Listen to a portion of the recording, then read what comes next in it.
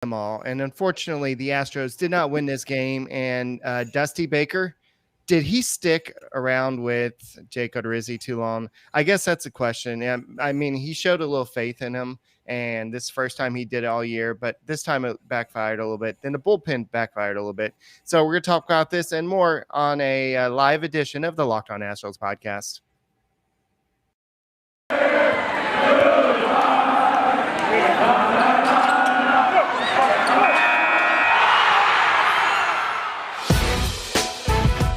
It's the Locked On Podcast Network, your team every day.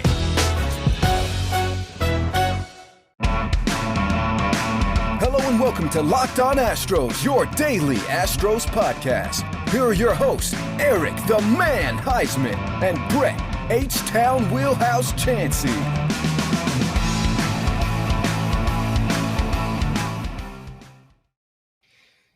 We are Locked On Houston Astros, and we hope that you join us for a daily Locked On Astros podcast. My name is Eric Huysman. You can find me on Twitter at Eric Astros. You can find the show at Locked On Astros, your team every day. Brett, where can you find you at? They can find me at H-Town Wheelhouse on Twitter and at Stros411 on Twitter, Instagram, and Facebook. Always positive, always Stros. All right, tonight's amazing coverage of this amazing game that the Astros lost is brought to you by Rock Auto. It's amazing selection, reliably low prices, all the parts your car will ever need. Visit rockauto.com and tell them that Locked On Astros sent you. So, today's game was a little weird, and Very. we were going to do this as a recorded live show, but we decided to go ahead and get y'all's reaction, and we wanted to see what y'all thought about this situation. So, I don't think this was a great game. I know there's a lot of hits back and forth. The Astros, I guess both teams had 12 hits, and this was very reminiscent of that. I know I bring this up a lot, but that game 4 of the 2015 Royals series against an ALC and ALDS, and it's just like hit after hit, and it was just. I was reminded of driving to Academy tonight. I guess I started getting PTSD twitches. Hand it to the Royals. They beat the Astros. I don't think Royals fans expected it, but there are so many things to unpack. Right now we're going to talk about that. We got a couple segments. In our last segment, we're going to talk to you about various things. We are going to talk to you about premiering an episode this week and some other things that we got going. So hang on through all three segments. But tonight we're going to talk about Dusty, his decision with Odorizzi. We're going to talk about the bad base running. We're going to talk about where the F is Graveman. Like, why are you not using him in high leverage situations? Yimi Garcia, why did you not walk Salvador Perez, their best hitter? I mean, there are so many things, Eric, that I feel like the Astros were outmanaged, or just their manager didn't make the right decisions. Now, things go differently. We win. I guess we're having a different conversation. But the old phrase goes, Dusty's going to Dusty. Yeah, and this game was just one of those back and forth games for a while there. I remember Blum was like, "Oh yeah, this is a tie game." Then he looked at the thing. He was like, "Oh wait, it's 5-4. The Astros are trailing." Then they scored, and it was 5-5. Then next inning, it was like 7-5 again. It was just like one of those type of games, and it just, unfortunately, the Astros. I guess Jason Castro had that majestic home run in the 9th inning, but it was too much, too little, too late. And if you look at the Astros scoring, they scored 2 in the 5th, 1 in the 6th, 1 in 8th, and 1 in 9th. But they couldn't do much against Hernandez. And once again, you have a kind of nobody. I know he did allow 4 earned runs, but you should have ambushed him a little bit earlier and took care of business. But Jake Odorizzi, yes, he had that one inning where I think he only threw 4 pitches. He struggled a little bit overall, but I think what Dusty Baker saw was, he was like, okay, well, let me give him this one more inning. Let me give him this confidence. I normally pull him, but let me go and give him the 6th inning, and it backfired. And I know that technically Odorizzi didn't lose the game, but he didn't help the cause. And so Yeah, I mean, okay, so this is definitely, I feel like, I mean, obviously the Astros have to show up. The Astros have to play. The Astros have to hit. Um, Dusty Baker, he just makes decisions that literally every person from multiple perspectives asks the same question. Like, there are several people on Twitter that I interact with and people that I don't agree with a lot. But when we're all agreeing on this one thing, like, why didn't he walk Salvador? Why did he leave Odorizzi in that long? Why did he not bring in Graveman in a high leverage situation? Larry the GM actually tweeted out, after the first 5 pitches, you know what kind of night Stanek's going to have. No one else was warming up, and I get having confidence in your guys, but you need to at least get someone throwing, because Graveman should have been in there a lot sooner. I don't know in Stanek's spot, but Stanek's been better than he has been bad lately, but as I was reminded, he didn't have a great start to the year and he got roughed up. This is just one of those games where, like, you would love to have, because it was winnable. And so I was going to tweet this and I didn't. If the Astros won this game, they earned it. If they lost this game, they earned that as well.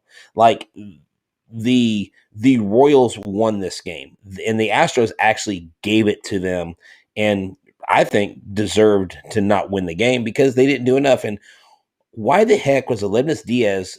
Why did he stop on the base path? Like, Well, okay, and I saw a tweet about this, and I totally agree about it. 9 out of 10 times that they're gonna try to get the out at home plate, true. and so I think he was So caught he off was guard. okay. And we have to remember that he is coming off the IL, and he may be still dealing with some issues there. So, I mean, yeah, it looked weird. It was kind of like the deer caught in the headlights, like, what do I Okay. do? But I just think that he was playing it safe, and he knows the Astros can't be without him, and so there's no reason to try to. I mean, there's no reason to try to outrun that and pull something. So they need him. They need him in the lineup more than they needed that extra out. So I think that they scored that run. That's what they needed in that situation. But most of the time they're going to throw the ball to home plate, and unfortunately they got cut off, and then they threw it to the guy literally ran all the way from third base to tag him out. It was a weird situation, and Diaz just stayed there. But I don't know. Diaz had a great day overall. He had that Yeah. home run. He was 2 for 4. He had that big RBI double late in the game. So I'm not going to give him too much crap. Yeah, it was ugly. Carlos Correa had a 2-hit night. He had that home run. So his bat's waking up a little bit. He's got 19 home runs on the year. He's batting 270. So the big story, I guess, would have to be Alvarez leaving game. And all we can think of is like, uh-oh, here we go again. Well, So, well, 12 hits, 6 runs, 12 hits, 7 runs. And Eric, if I were to say this, if I were a betting man, and if I were someone who was a Kansas City Royals fan tonight, and I bet on the Royals to beat the Astros, I probably would have gone to betonline.ag and seen what the odds are, because that was probably a pretty decent payout. BetOnline is the fastest and easiest way to bet on all your sports action. Baseball's in full swing, as you can see, and you can track all the action on BetOnline.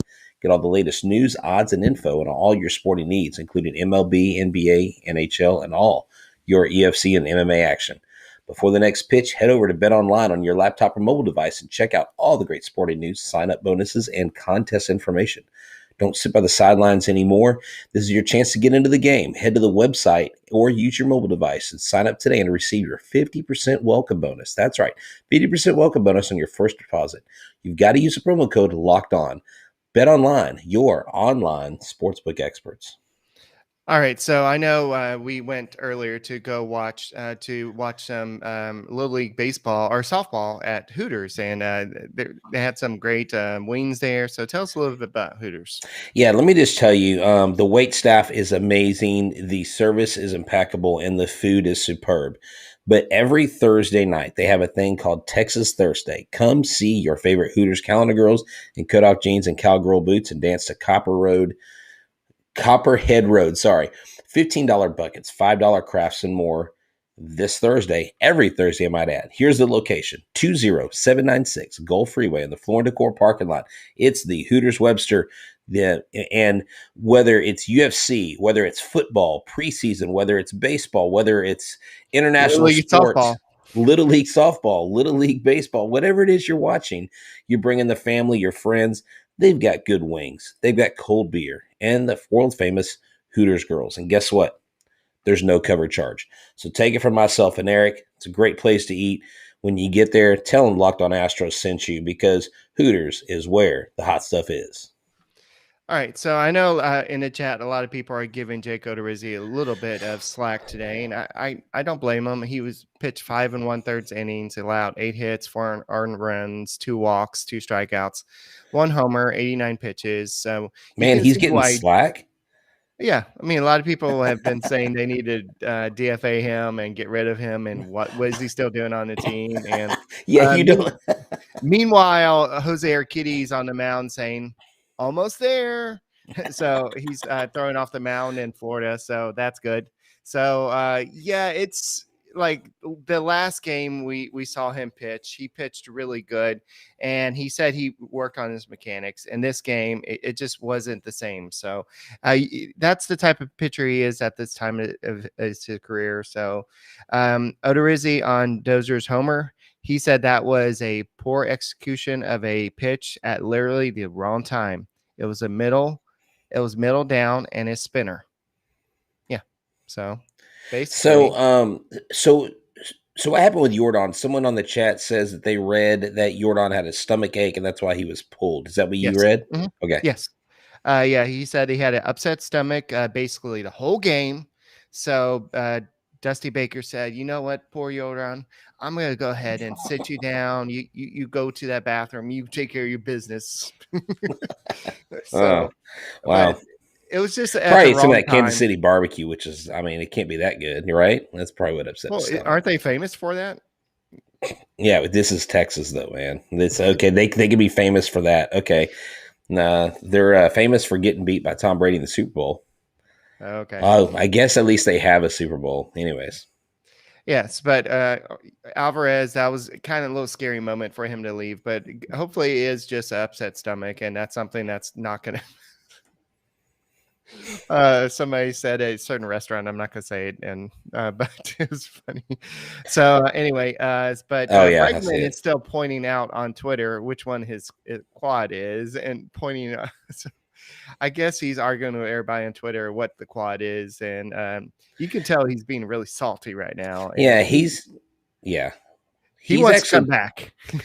Oh man, he is pointing to his quad. I kind of joked to you, like he was literally 5 minutes from where I was in all my training today, and I had no idea he was there at that HEB in Pearland. And I said to you, I wish I would have gone. I would have taken a picture, pointing at our quads together, and like put quad goals or something like that. You know, just make fun of it. He's obviously itching to get back. I hate that he's out for an extended period of time. I hate that we haven't gotten a lot of information. What I don't like is it just seems like it's just real secretive. Like they'll say one thing and that thing doesn't even happen. If you don't know, then don't say anything. Right. That's my thing. I think too much information and it doesn't like reveal anything is bad information, because then it makes it sound like you're covering something, which I don't know that they are, but that's what the perception is right now. Well, what are they hiding? Is it soft tissue damage? Is he out the rest of the season? I mean, someone like I had like 5 people today ask me, "Have you heard if Bregman's out all season?" That's what I'm hearing. I'm like, I don't even know. I was like, I haven't heard that. It's like that's all speculation. And so we hope that he comes back. I hope that he comes back fresh, ready to play, ready to hit. We need him at third base. We need his bat in the lineup. Correa and Altuve are still grossly underperforming despite their multiple hits tonight and all that stuff. He was walking. Yeah, he was walking fine. Yeah, walking's one thing. Anybody can walk. Shoot, a dude with a bad leg can walk normally, but walking and pushing Brady Bomb salsa isn't gonna. I mean, yeah, I don't know. Poor guy's just trying to be a man of the people, man. He's just trying to sell his salsa, man. Capitalism, baby. Yeah. So yeah, and somebody said that Odorizzi was actually not bad tonight until that home run, and I think that was the point. He was had another good night. He only allowed 3 runs. I think the Astros had a 4-3 lead at that point, and then he gives up that home run, and unfortunately, that kind of puts a Debbie Downer on the whole night. So that's going to happen. Like I always say, that's baseball and it sucks. But I think Dusty Baker was finally getting confidence and being able to trust Jake Odorizzi.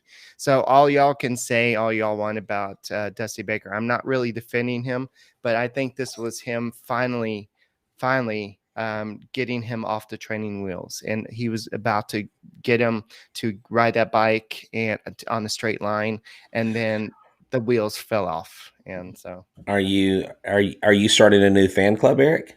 no, I can only manage like You can somebody. only manage your mini hats. We need to start printing hats for your fan clubs. Put them all behind you in your No. background. I think that sounds like a great idea. All right. Somebody asked earlier, I can't find it, but I think it was Gio or somebody asked about why does Baker pull Graveman too early?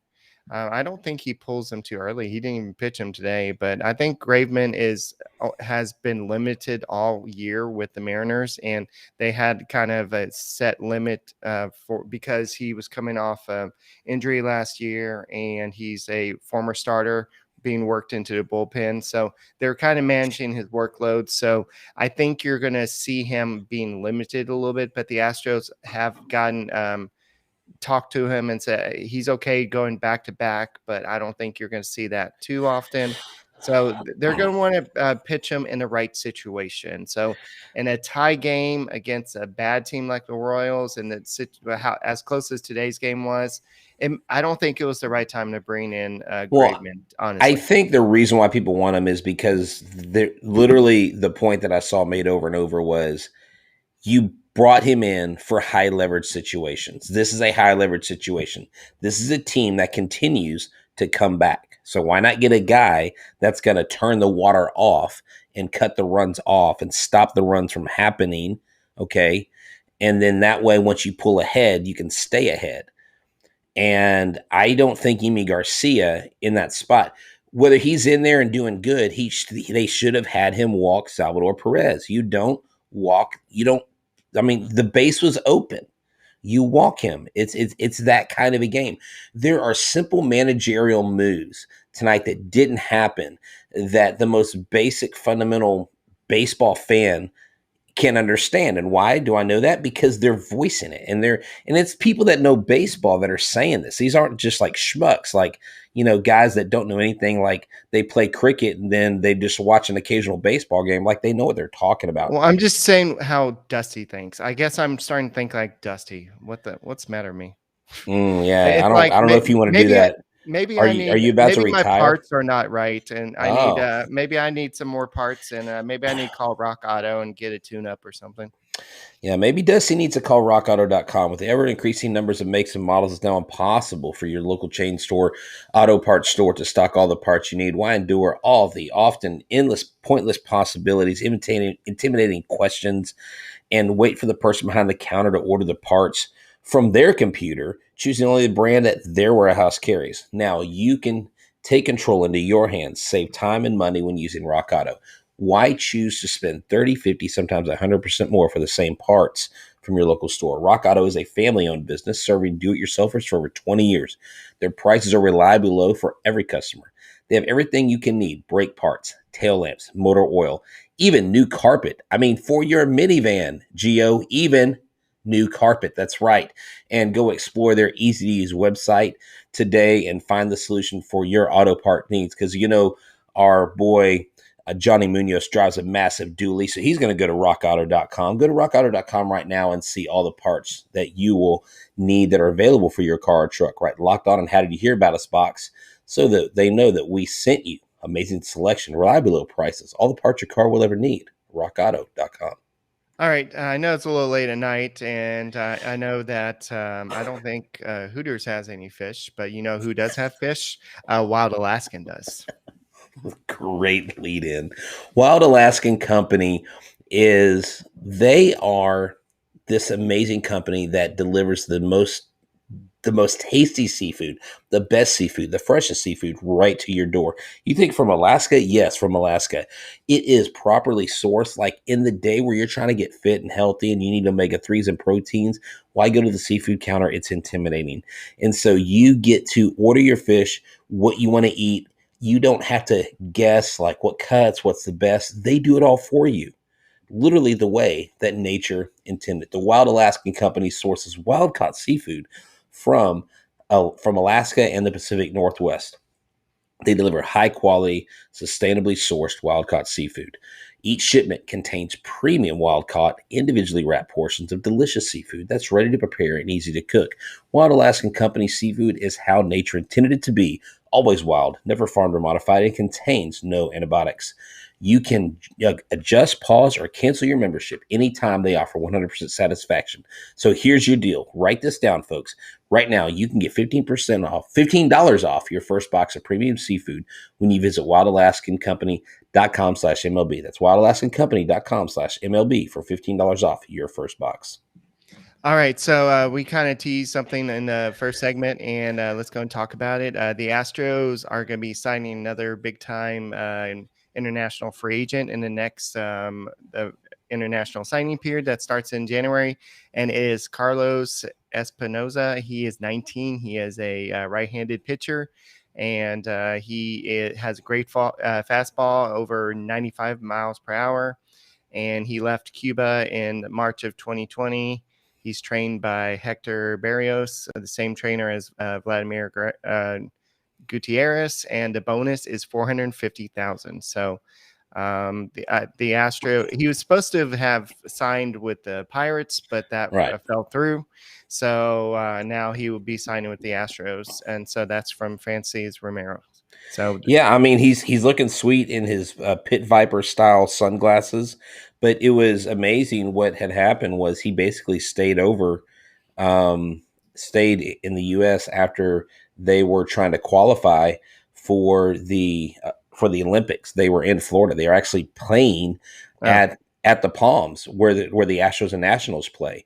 And so his team went back and he stayed and he never went back. And so that's how he was eligible to be picked up through this international draft. And so other guys have also been getting, training. A lot of these Cuban guys will go to Japan. The Nippon League and the Japanese League is signing a ton of these guys. The Astros continue to remain at the forefront of signing Cuban players. That's why I think good news, Astros fans. I really think Yuli will be a part of this organization for a very long time for that very reason. All right, so the Astros allowed 4 stolen bases tonight. That was a big issue, and it seemed like they were running like crazy and advancing on everything, and it just looked like a sloppy game all over. The base running was not great. So I don't know what to say about this game. I mean, it was a close game. You didn't get blown out. I guess you can say that. A lot of people are talking about Yimi Garcia. I know he was 1 strike away from getting out of that inning, but he started off with the 2 strikeouts. Then everything kind of imploded, and that's what the Royals have a history of doing. They don't crush you, but they just hit single after single after single, and it just brings me back nightmares, and that's kind of what they did today. Good. Yeah, it just wasn't a good game by the Astros. It just was not a good game. Terrible base running. The pitchers didn't do their job. I mean, just plain and simple, they just didn't get it done. And when you don't get it done, and you have other major league players on the other side of the field, despite what name is on their jersey or what city they're from or what kind of season they're having, we've seen this. This is a pattern. Bad teams against the Astros do extremely well. We are in a month where we have the weakest schedule that we've had all year. And we, by golly, better win this freaking series. There's not a single Royals fan that believes that they're gonna win the series. I mean, they're not. I got into it with some Royals fans tonight. I literally triggered them just completely joking about 2015 being a lost World Series because they cheated and everybody knew it. Just complete joke. And oh my God, people freaked out on me, and they're so upset about the Royals. But I mean, we got to suck it up, Buttercup, and not us, but the team. They got to go out there and win a couple games. They got to win this series. You can't go into KC and lose a freaking We series. can't twins this, is what you're saying. Yeah, exactly. Yeah, we can't be Minnesota Twins. I mean, we got to be the Houston Astros. We got to kick people's you know what. And hey, we live to see another day. We'll come back tomorrow. Hopefully, we have better results. We can definitely have a better pitcher on the mound. Anyone other than named Odorizzi, and hopefully the relief pitchers do whatever they need to get their heads out of the sand and pitch successfully and quit making mistakes. Right. Thoughts by Dusty. All right, so here's Dusty Baker on pitching to Salvador Perez with runners at second and third with 2 outs and eighth was a better choice than pitching to Carlos Santana. So you ready? If you've seen Santana over the years, this guy's been a clutch man for a long time. And that was a good pitch. and that was a good pitch. I think does he have a writer for his comments? Here's Carlos Correa on his home run. I think I smoked it. And also on the loss, he says it was a tough loss. Obviously, it was one of those games you don't want to lose, but it's part of the game. Definitely, the offense looks really good right now, and how important it is for he and Jose Altuve catch fire at the plate. We want to get going and we want to get hot, especially right now to stretch the last 50-something games, 40-something games of the season. We swung the bat pretty well. It wasn't good enough to get the win. Well, you win as a team, you lose as a team. I mean, neither the bats nor the pitching. Yeah, you got 12 hits, you scored 6 runs, but you still lost. It doesn't matter. If the game's 23-22, you still lose. I don't care if you hit 20 home runs. If you still can't win, it doesn't mean a damn thing.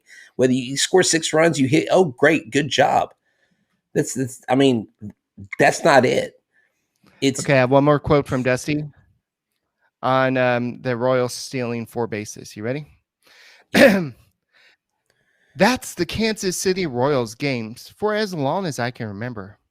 Not only are they aggressive, they got speed. I think they're leading the world in stolen bases. They stole off the pitcher a couple of times. Hey, you know what? He's actually right. I don't know if they're leading the world, but he's actually right. They do have a history, especially I know the 85 World Series team had a ton of fast runners. I remember interviewing Greg Pryor, who's a part of that World Series team for Locked On Astros. I interviewed him a while back, and he talked about that. And he talked about their third. Oh, they're probably second now that they had 4 tonight because they probably passed the Marlins. So yeah, I mean they do have speed. They've got nothing but young players that are speedsters. I mean, it's just how they roll. They run the bases well. We suck at it. I mean, we are not good base runners. We are not good base runners. We make too many freaking brain fart decisions on the base pass. It's I don't see how do you not like hey, can we have a base running clinic? Like, can we get Reggie Jackson and get some of his old buddies from the old school and like, hey, let's do a base running. Let's call up, I don't know, some of these old base stealers, Vince Coleman, Michael Bourne. As long as we get Charlie Blackmon to have a throwing from right field clinic. Yeah, but our base running is just as bad as his throw from right field. I know. So tomorrow's game or today's game, whenever you're listening to this, will be Framber Valdez, who is 8-3 with a 3.09 ERA. We need you, Framber. We need you. Versus Daniel Lynch, who is 2-3 with a 5.97 ERA, who's probably going to be Greg Maddux tomorrow. No, sorry, he's left-handed. He's going to be Tom Glavine tomorrow versus the Astros. So hopefully the Astros the offense is obviously okay, but Valdez needs to go out there and has settle his command early. I know sometimes he struggles either in the first or second inning to get a grip and get things going. So hopefully he gets off to a good start. And I think that's all we need to talk about on tonight's episode. Yeah. Anything else? No, just let's go out and hopefully the guys can get the win tomorrow. Okay, so make sure you keep on subscribing to the Locked On Astros podcast on YouTube, and keep on liking this. So everybody who's in this chat, go like this and go and keep on subscribing for us. And betting on the Astros doesn't have to be a guessing game. If you listen to the new Locked On Bets podcast hosted by your boy Q and handicapping expert Lee Sterling, get daily picks, blowout special, wrong team favorite picks, and Lee Sterling's lock of the day. Follow the Locked On Bets podcast brought to you by the betonline.ag, wherever you get your podcasts, and make sure you continue listening to the Locked On Astros podcast. We'll be back tomorrow with another Locked On Astros podcast.